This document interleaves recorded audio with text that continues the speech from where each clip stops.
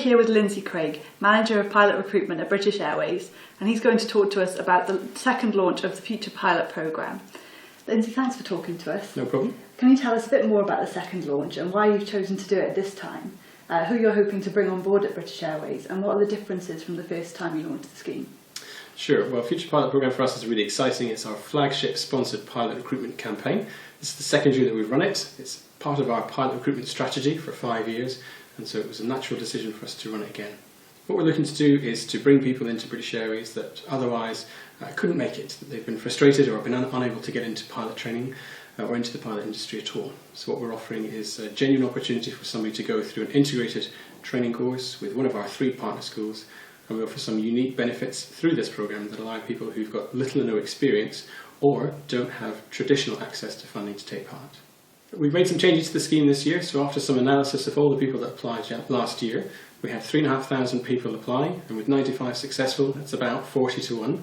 So having had a look at all those that apply, we're confident that actually it's right that we can relax slightly the education requirement for the FPP. So this year, we've made some changes to that, which will allow a broader range of people to apply, and we really hope that people that now get captured by the scheme will do that and apply this year.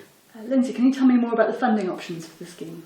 Sure. So as I mentioned earlier, one of the things that we know that stops people getting into the industry is the high cost of entry. Pilot training is inherently expensive, and so what we've designed is what we think is unique in the industry. We have joined up with Airline Placement Limited, a subsidiary of the CTC Aviation Group, and they're managing and facilitating the scheme for us. And as part of that, cadets will be bonded with a security bond as they come through their training, and that's to reflect the investment, the significant investment that APL is making in each cadet. That bond builds up to £84,000, but what's unique about the BA programme is that every single penny of that is paid back to an FPP pilot once they join BA. We pay it back in equal monthly instalments for the first 7 years of their employment.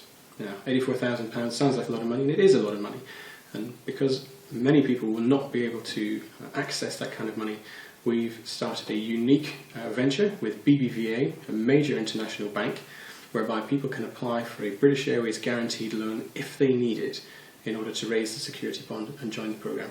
Now that offer is available to every single person that passes the selection if they want it. They're under no obligation to do so if they don't want to, but if they do, the offer is genuine and it is there. So it's a great time for flight training at the moment with British Airways offering this initiative. Do you see it widening across the marketplace and other airlines offering such schemes? Well, British Airways has got a huge amount of knowledge and experience in cadet training. We have trained hundreds, if not thousands of cadets over decades, right back to the 60s and our predecessors at BOAC and BEA. It's something we're very familiar with and something that we think really works because it brings in a diverse background and group of people into the company. You see other airlines now starting to do that as well. Some of our major competitors are bringing in cadet programs in the UK, in Europe, in the Far East and the Middle East as well. So I'm hopeful that it's something that other airlines will pick up on. It gives them access to talent and to individuals that otherwise they wouldn't be able to recruit. And so we hope that they'll see the value that we see and start doing those things shortly. You mentioned the high ratio of applicants to the scheme, which obviously you're expecting for the second phase as well. How can applicants increase their chances of getting onto the programme? That's a great question. I think that's a question I'm going to be asked a lot today. So I think the best thing that people to do is to have a look at themselves from a motivation point of view. Is this absolutely what you want to do? Is this your burning passion and desire? You need that to get through the flight training because it's long and it's difficult. But if that is right for you, then that's a great start. I then recommend that people go and read and seek independent advice from places like BALPA, the Guild of Air Pilots and Navigators, or the Air League, so they can get unbiased advice about whether flight training and this industry might be right for them. Once they've done that, we'd like them to research British Airways, understand what it is that we do and how they would fit into our company in the future, and whether, again, that fit is right.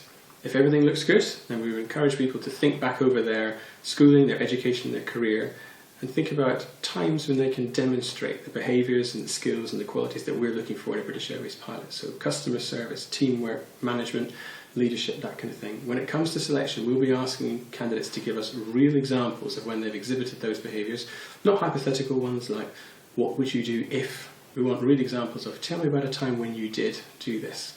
So I encourage people to think back, do their reading and research, and then apply.